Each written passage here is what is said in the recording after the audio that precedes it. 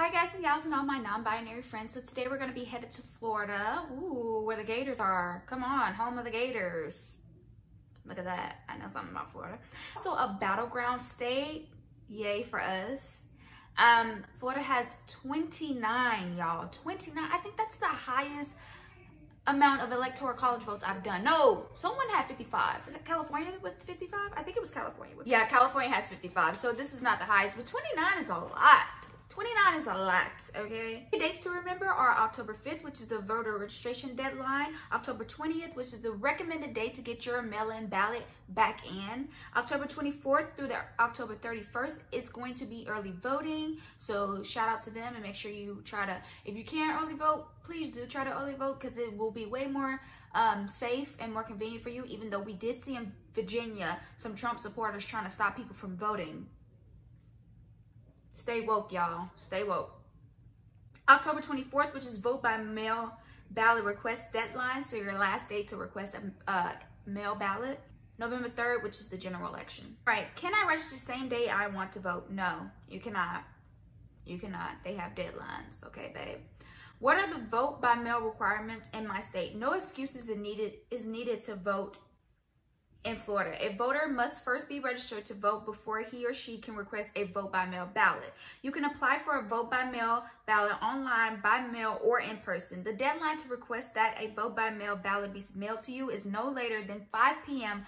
on the 10th day before the election, October 24th. So on October 24th is the last day to request a mail-in ballot. But, you know, if you can do it before then, please do it before then. You do not need to include a copy of your ID with your ballot request unless you are voting in a federal election for the first time in Florida. Does my state require my ballot to be postmarked or delivered by election day? A return voted ballot must be delivered and received by the supervisor of election office no later than 7 p.m. local time on election day. What are my non-mail ballot return options? Vote by mail ballots may also be returned at secure drop boxes at supervisor of elections main and branch offices and early voting sites in your county. You can find the location of all vote by mail secure drop boxes in the county on the supervisor's election website here. Check Vote Save America to find out more about where you can drop off your ballot in Florida. Can I track my ballot? Yes, you can track your ballot. They also have a link on Vote Save America where you can track your ballot, so check that out as well. If I request a vote by mail ballot, but I decide I want to vote in person instead, do not vote by mail and vote in person at the same time. No, that's voter fraud. We don't do that. Your mail ballot will be voided and you will be allowed to vote in regular ballot as long as you bring it to a poll worker on election day. Even if you come to the polls without your mail ballot, you will still be able to vote on a regular ballot if the supervisor of election office is able to confirm that it has not received your mail ballot. If it is confirmed that your ballot has been received, you cannot vote a regular ballot at the poll. What if I don't receive my ballot by October 20th?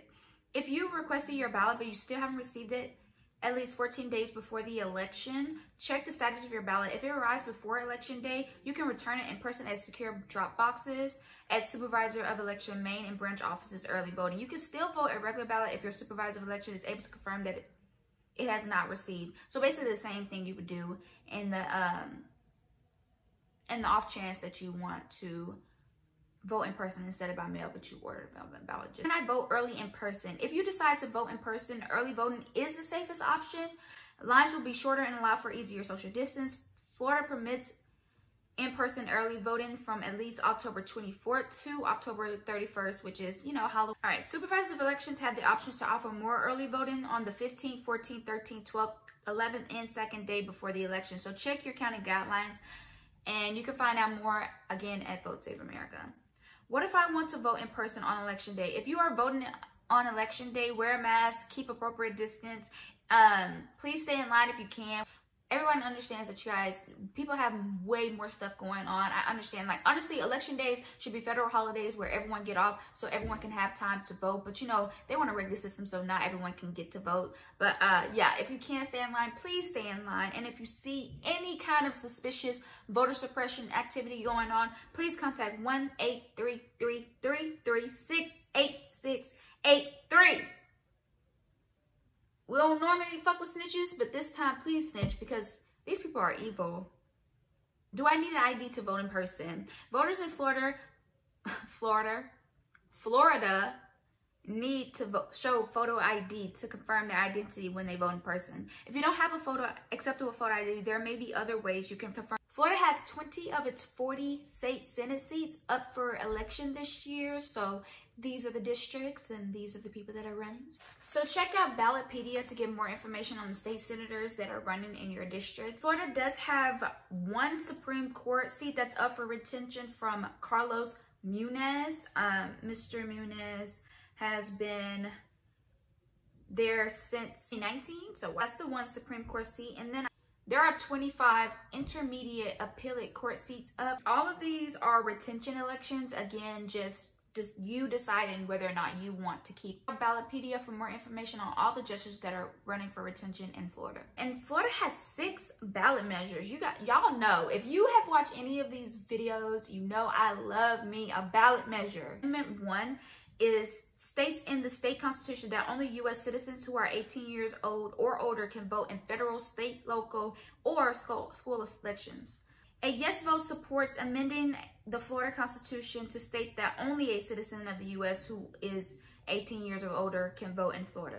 I don't get why they want to change it from every citizen to only a citizen. Like, what's the difference between only and every? This being nativist. So basically they're saying that if you are not a citizen, whatever that means, that you shouldn't be allowed to vote if you're 18 years or older. And it's like, if I live here, if I pay taxes, which if I'm buying anything, if I have any property, I'm paying taxes, I should have a say in who's spending those taxes and where those taxes go to. So wording in law is very purposeful, and most of the time the purpose is to exclude people. Amendment 2, increase the state minimum wage to $15 by 2026, which, I mean, don't say 2021. Why I gotta be 2026? Yes, Amendment 2 wants to increase the state minimum wage to $15. Yes, put money in people's pockets.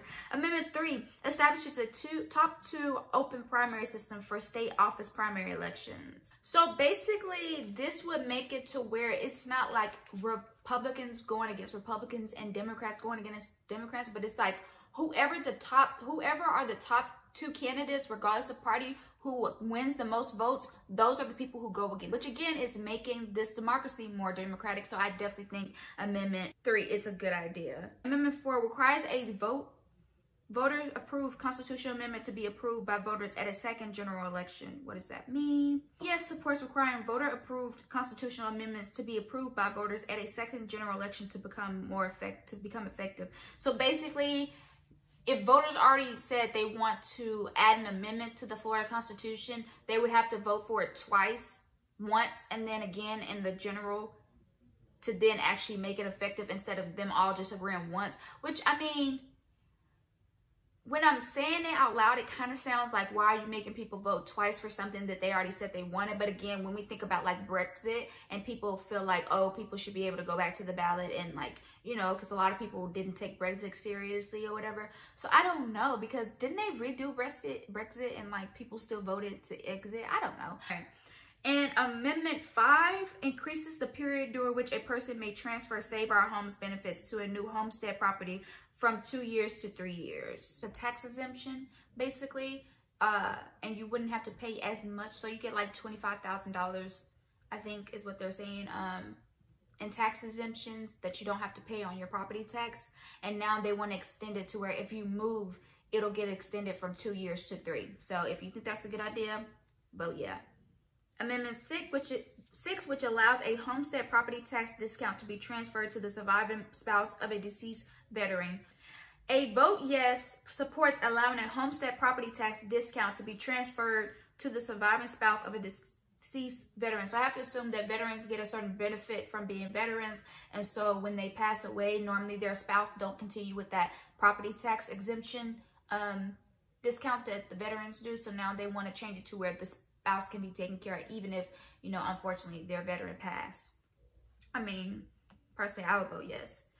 All right, and that's going to be all of the ballot measures for Florida. Like I said, ballots are always my favorite just because they're so interesting, and people really, a lot of people have been convinced to believe that, you know, the presidency is really where change is made, but it's really in all of these local ballots, state by state, city by city. That's where the change is made. All these amazing initiatives are found on your local ballot, and that's why it's so important to vote locally, because the people who disagree with you, they might be voting and you might not be voting. So again, you taking your voice out is just allowing people who might disagree with you to speak up for you. Does that make sense?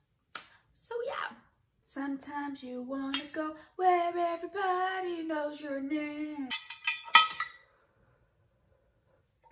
And I hope you guys are making a plan to vote. I hope you're planning to run. I hope that you guys are taking care of yourself, take care of each other, wash your hands, wash your face, wash your ass, wear a mask, and don't be an asshole.